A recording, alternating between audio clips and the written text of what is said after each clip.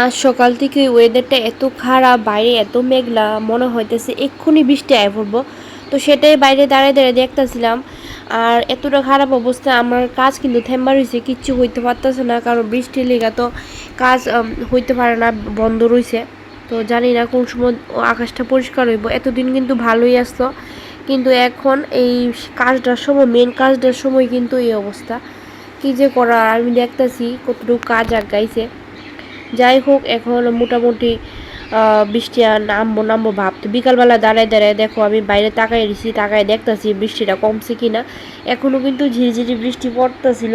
আর বর পিছন দিয়ে মজার কথা কইতেছিল, তো সেটা দিয়েই হাসাহাসি করতেছিলাম আমরা। তো জানি না কালকে ঢালাই হইব কি না, কারণ আকাশের যে অবস্থা, এই যে কোনো সময় বৃষ্টি নাইমা যাবো গা। তো বন্ধুরা, যে সময় কি আর বৃষ্টি নামা থাকলে ভাল লাগে, অসময়ে কাজ ধরলে যা হয় আর কি। আর এতদিন তো মোটামুটি আকাশ খুব পরিষ্কার আসতো, রৌদ্র আসতো, কিন্তু হঠাৎ করেই আকাশটা অন্ধকার করে রয়েছে। কি আর করার, এখন অপেক্ষা ছাড়া আর কিছু করার নেই। আর যেহেতু বেশি দিন রাখলে আমরা রড দিয়েও ঝঙ্কার ধরে যাবো গা, তো তাতেও কিন্তু ক্ষতি হইব। যাই হোক, বেশ এখন রাত্রেবেলা রান্না বসাইছি, দুপুরবেলা তো যে রান্না করছি শুধু ডাল আছে।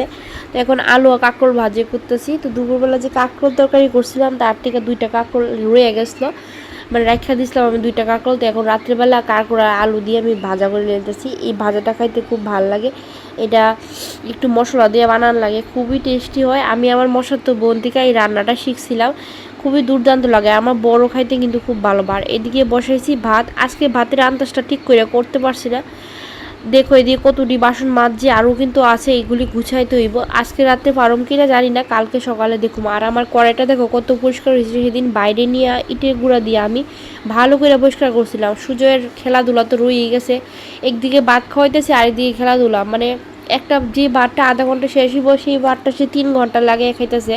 এত দেরি হয় সে আর ভাত খাইতে। যাই হোক, এখন রাত্রেবেলা ভাত খাওয়ার লেগে বর পাপড় ভাজ্যা লাইতেছে।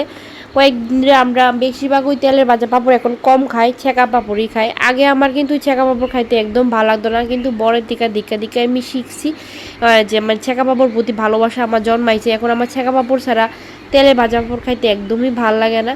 তো তার লেগে বরের গুছে তুমি পাপড়টি ভালো করে ছেঁকো, আমি দিকে ভাত খাইতে বই। তো আজকে এখন ভাত খাইতে বললাম, দেখো ভাত রেডি করে লাইছি। এটা হচ্ছে আমার ভাত, আর হচ্ছে বরের। তো বর দিছি 2টা লেবু, আমি একটা লেবু লইছি। রাত্রেবেলা লেবু খাইতে আমার বেশি ভালো লাগে না। তো দুপুরের আসতো এই ডালটা, এটা হচ্ছে মাসকলাইয়ের ডাল, খুবই প্রিয় আমার একটা ডাল। এই ডালটা হইলে আমার আর কিচ্ছু লাগে না। এখনও ভাত খাওয়ার লেগে অপেক্ষা করতেছি, কারণ বর আইলেই আমি ভাত খাইতে বমু, একা একা খাইতে ভাল লাগে না। এদিকে বর পাপড় ভাজা করতেছে, তার অপেক্ষায় আমি করতেছি। ও পাপড় ভাজা করে সারলে তারপর একসাথে দুজনে খাইতে বমু। সুজয়ের কিন্তু খাওয়া শেষ। আজকাল এই ভিডিওটা এতটুকুই।